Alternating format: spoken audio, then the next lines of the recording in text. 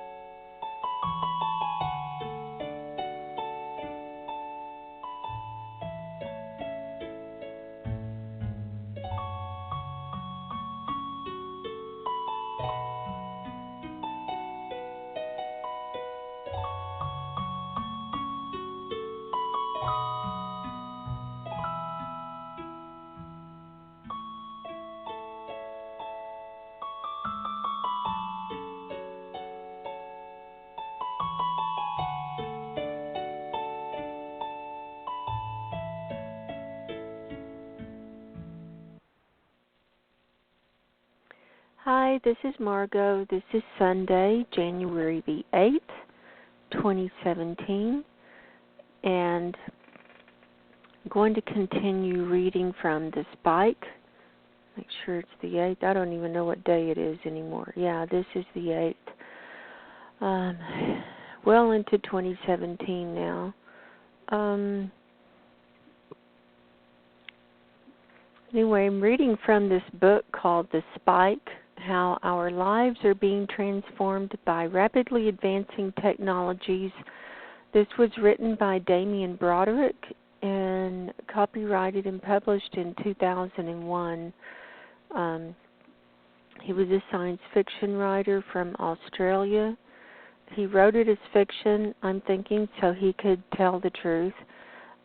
He was very brilliant in putting together his vision of the future according to how technology was going back then. And so it hasn't been that many years ago, only 16 years that he wrote this book. Some of it's already outdated, but a lot of it is still really good. So this is part 4, and I'm going to pick up where I left off.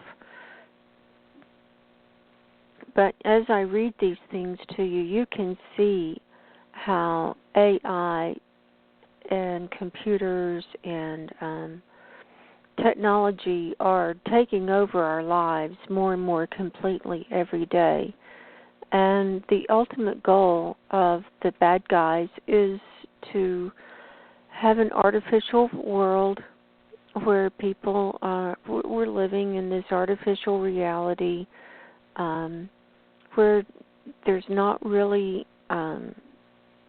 genuine energy coming from any of the plants or trees or anything. They've been GMO'd, where we've been taken over by the machine, where this big super brain computer is running everything. Richard Sauter calls it the machine. And we're being totally controlled by it and plugged into it. It's coming. It's coming very soon. And I'm thinking, I had an insight last night. I was thinking about it, and that the mark of the beast could be when the people who take it will be, that's their agreement to become transhuman or post-human, and they will interface with the machine, and they will be implanted with this device where they can plug into the internet or whatever, and it can run them, and they can access anything from it, and it can also run them.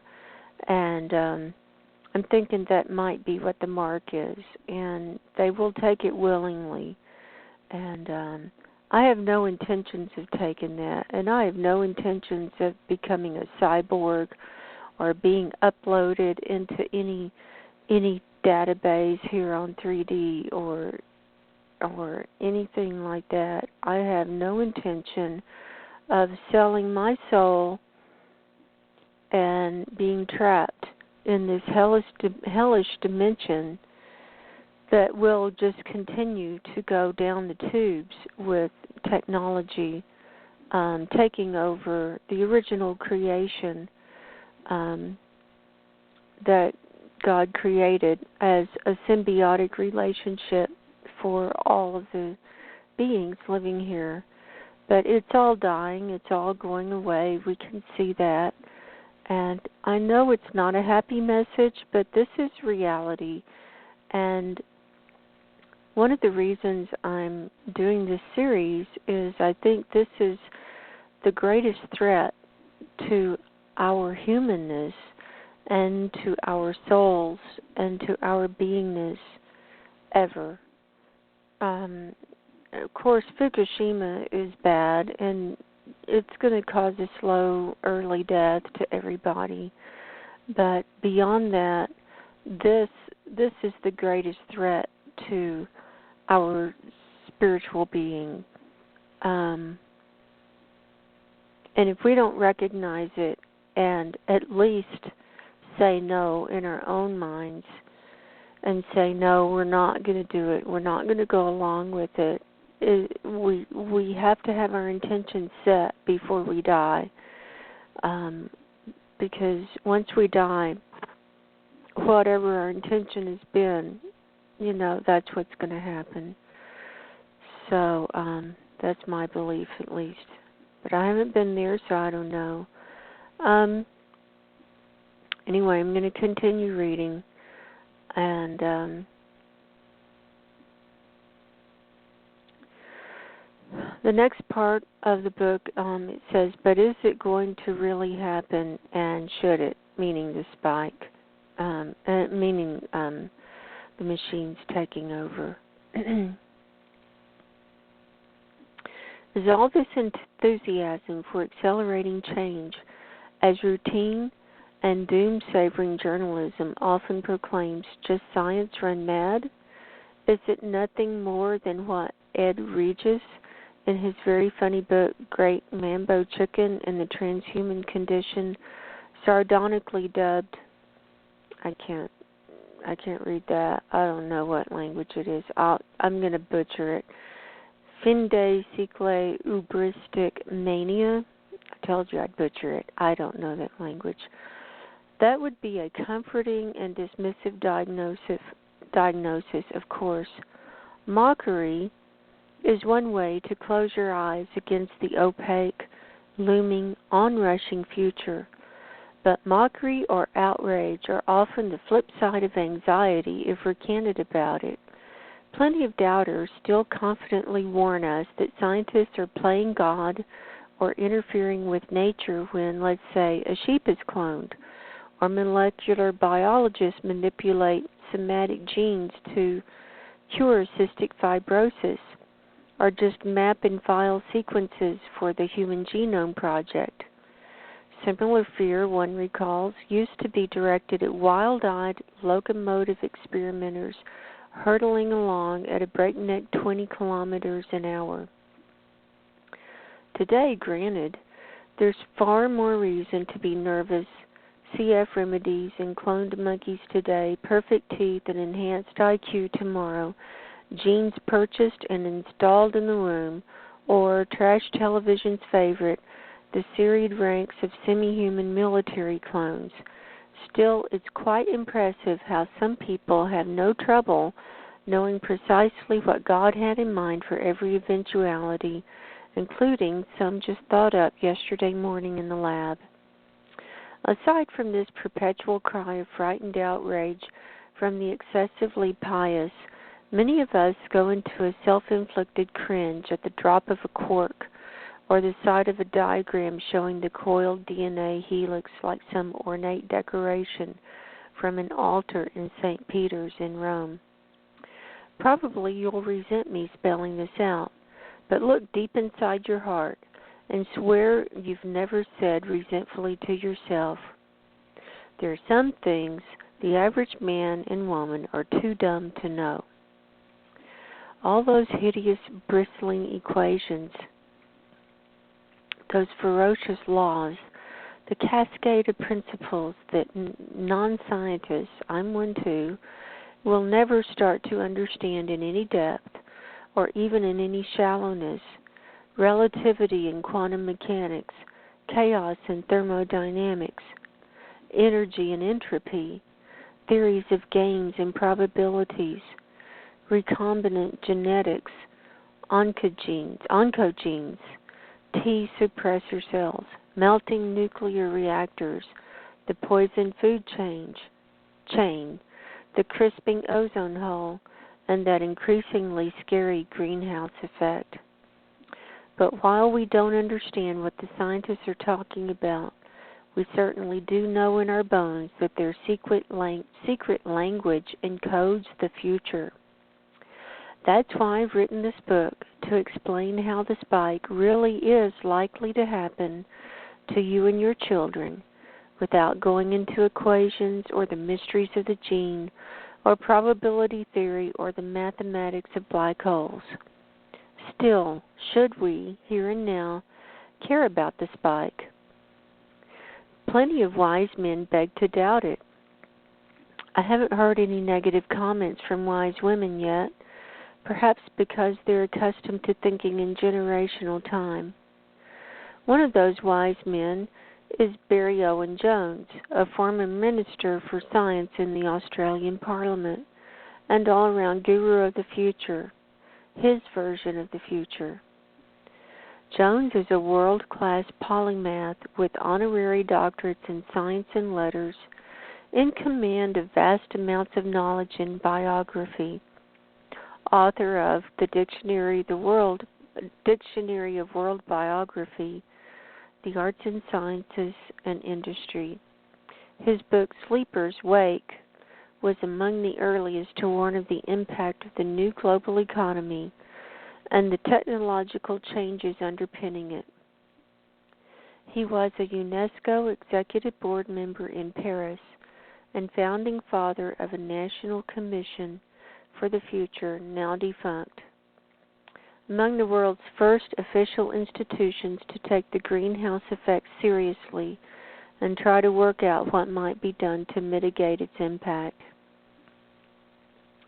His estimate of the likely immediate future is measured. In the 1970s, he notes, he took an optimistic view of a future in which, as Nobel Physics laureate Denis Gabor wrote, Mozartian man and woman can evolve. The ending of the Cold War ended the threat of world war and nuclear confrontation, and there is a political transformation.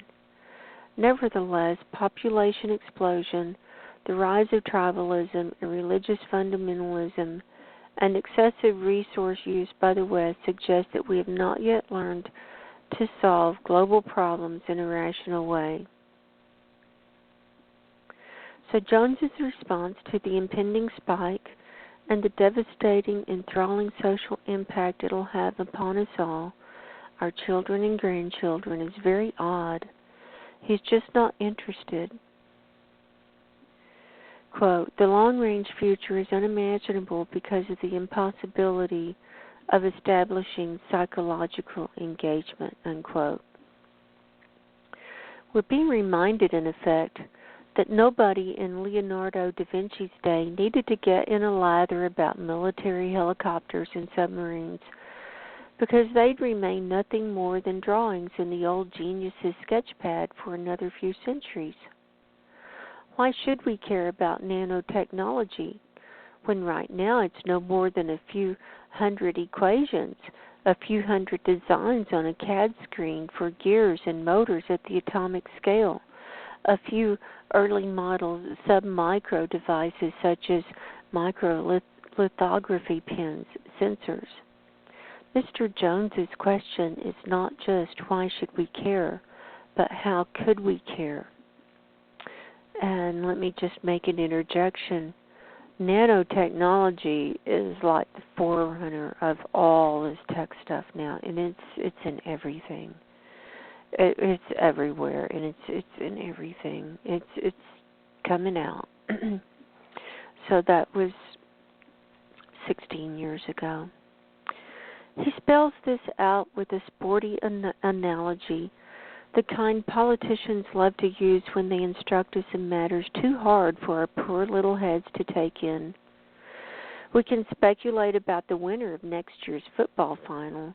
Mr. Jones declared near the close of the 20th century, quote, or the U.S. presidential election in the year 2000.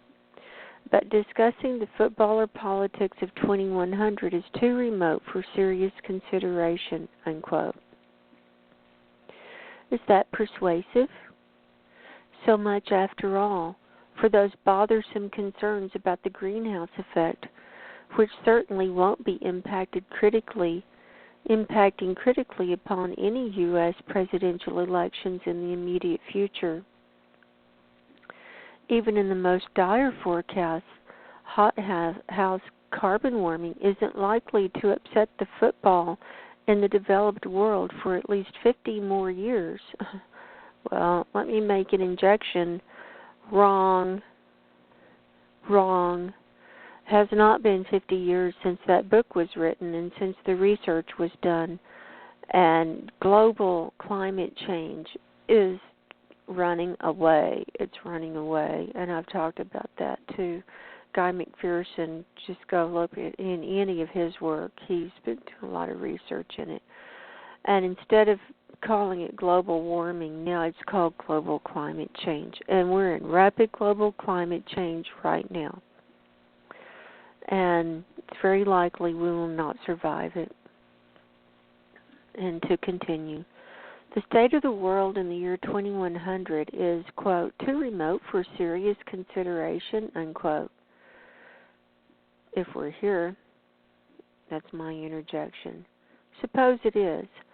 Let's ignore the fact that if medical and geriatric improvements continue to multiply at the current rate, some of us might be alive and kicking and in good health in another century's time. Put aside the possibility that even if the research miracles arrive too late to repair and sustain the youngest of us, our children will certainly stand a good chance of surviving into the year 2100.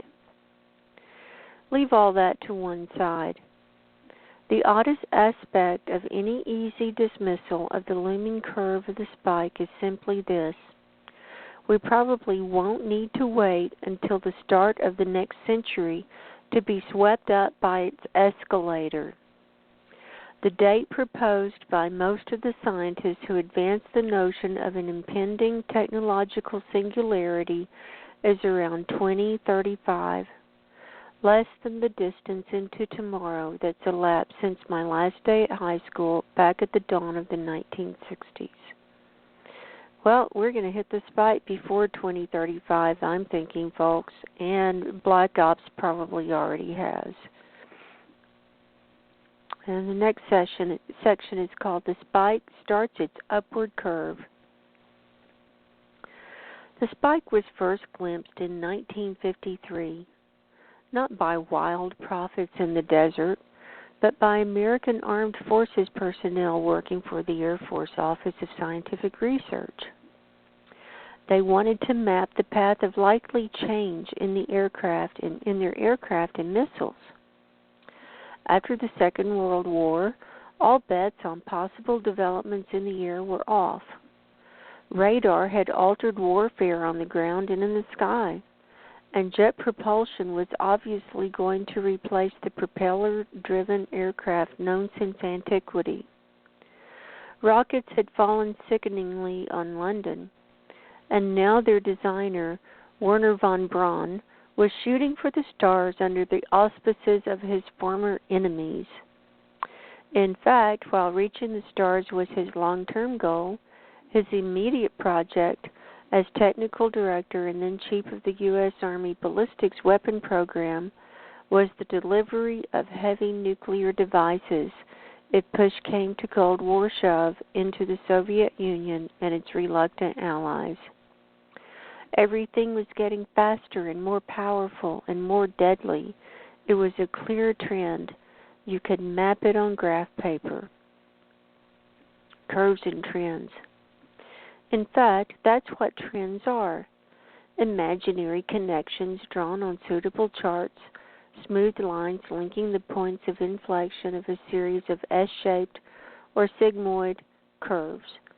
Sigmoids start slow, go into a phase of rapid acceleration, then twist over and go flat again when the thing they're mapping reaches saturation. The lower half of the S is concave, the top half is convex, and the place where the convex part runs out of puff and starts to trail away is called the point of inflection. These curves might register rates of achievement in some enterprise. Speed, say. You can sketch the data points into a curve. While the earliest steam car was built in Peking in 1681 by a Jesuit missionary, it wasn't until 1804 that Richard Trevithick hauled 10 tons of cargo, plus 70 men and 10 at a dizzying 8 kilometers an hour with his engine.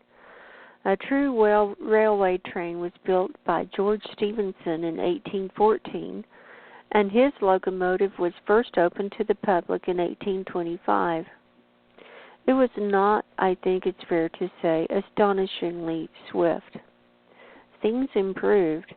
By the 1840s, that is, in less than a generation, an express rail trip from London to Exeter took less than a third of the time you'd require to jolt there by stagecoach. Within another 2 generations, trains ran between England and Scotland at 100 kilometers per hour. In 1955, a French electric locomotive reached 330 kilometers per hour, pretty nifty, and apart from a few special bullet trains, this kind of mad dash is seldom equaled in ordinary commercial traffic nowadays.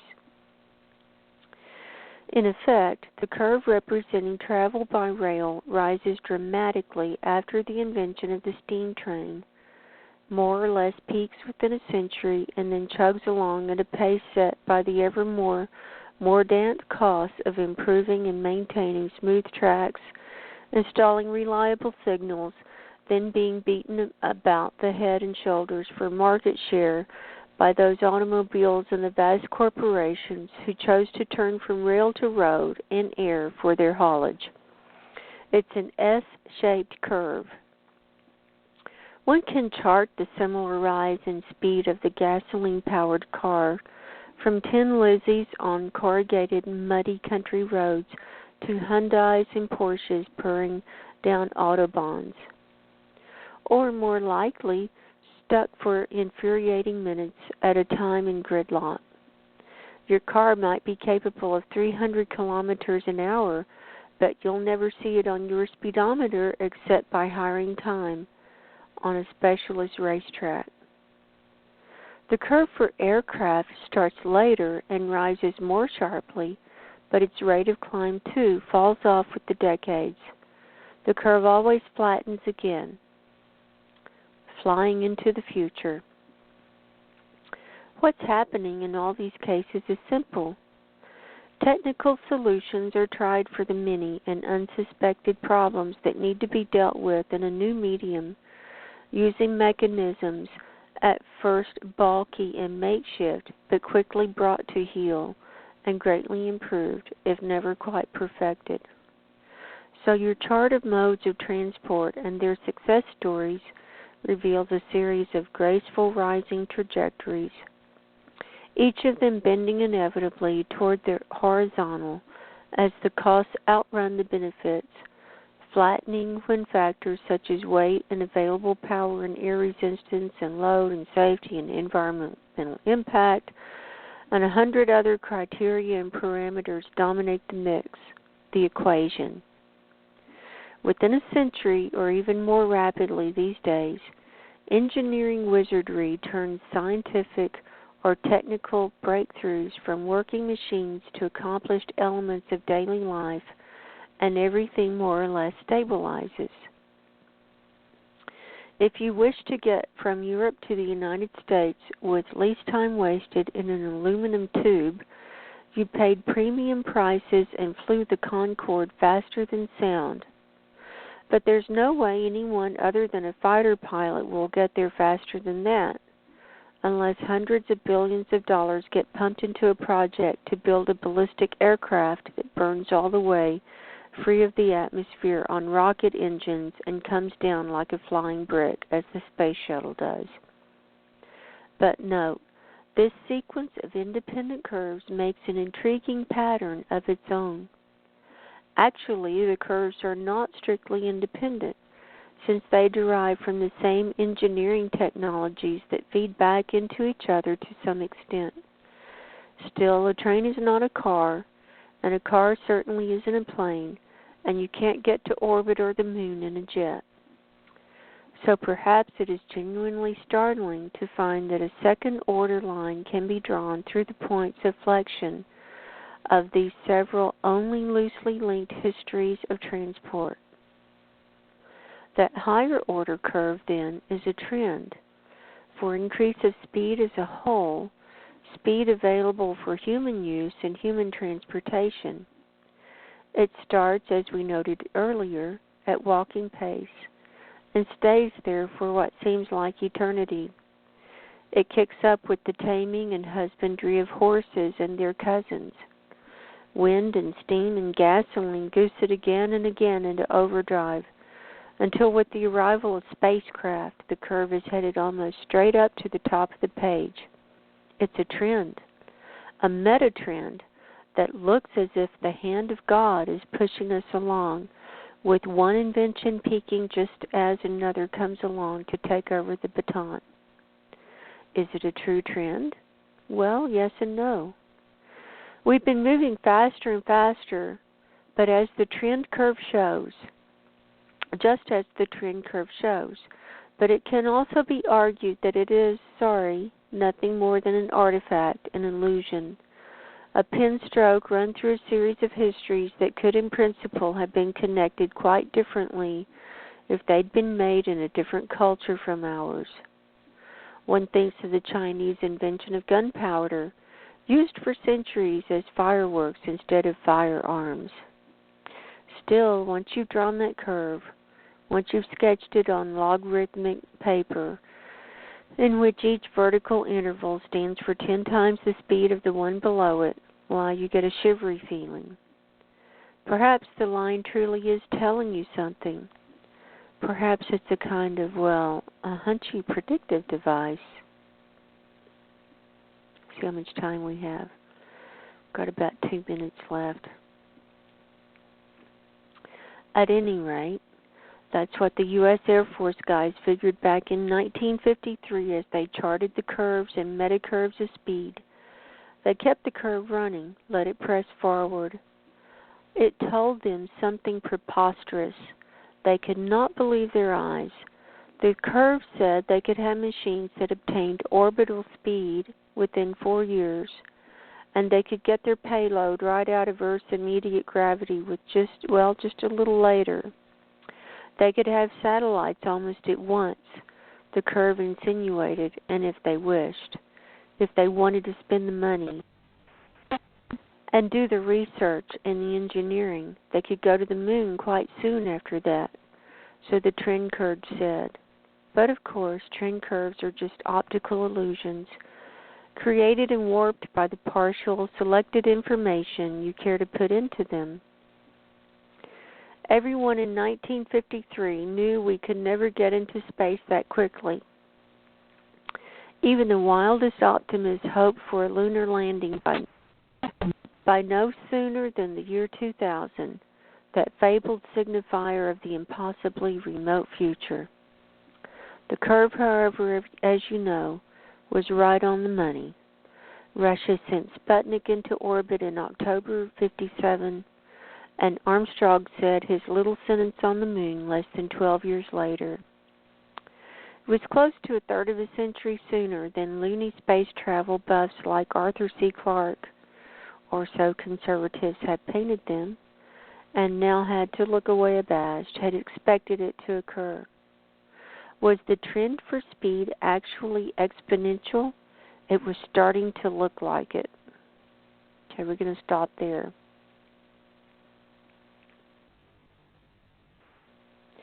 So what gets me, and where we kind of got stuck in this speed thing with transportation, is we got stuck with the gasoline guzzling engine, and they did not give us other technology.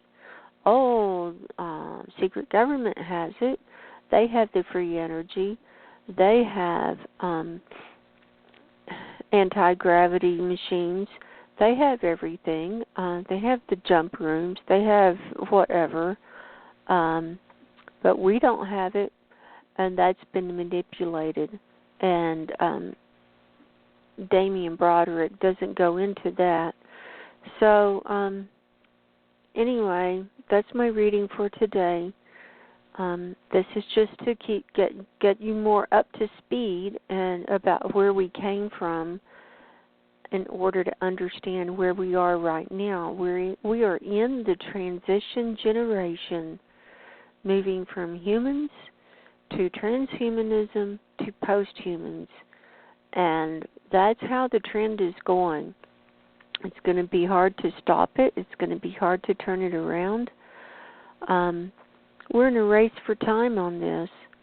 You know, if the human race survives the next 10 years, which Guy McPherson doesn't think it will, then possibly we will have the AI created so that it can take over. And I think that's what the dark mind wants. That's what Satan wants. And then it can be in control of everything. And then once the humans are captured and uploaded or implanted or chipped or whatever and plugged into the computers and the internet and everything else, guess what? Their souls will be captured too. They will not be able to get out of this hell, and it will be hell. I have no intention of being caught in that, and I hope this gives you some pause for thought. Think about how your life is going, how you can simplify it, how you can get as little technology in your life as possible. I know it's hard, but, you know, just get away from all of it for just a few minutes. Unplug from it for just a few minutes. I mean, some people sleep with their cell phones on and plugged into their head, you know, all night long because they can't miss any messages or, you know, any texts or anything like that. And that's crazy. That's crazy. And, you know, I see it in the work I do, where I'm removing implants. And they're alien, they're energetic, they're all kinds. But I do see people's brains are being rewired energetically by all of this technology with the Wi-Fi and the cell phone towers and everything. And sometimes I see a whole alien robot in them, like the Terminator. And AI is already running them, and it's really sad. It's sad. So I'm going to wrap this up for today. I hope everyone had a safe and happy New Year. And the inauguration is coming up in a couple of weeks, if it happens. So we're all holding our fingers. Let's pray for peace and guidance and discernment. I'm Margo. My website is margoshealingcorner.com. I have a YouTube channel at Margo's Healing Corner. I'm a hypnotist, holistic life coach, mind-body fitness coach, and spiritual healer. Check out my website to find out more about me. If you'd like to work with me, let me know. So God bless and take care until next time. Goodbye.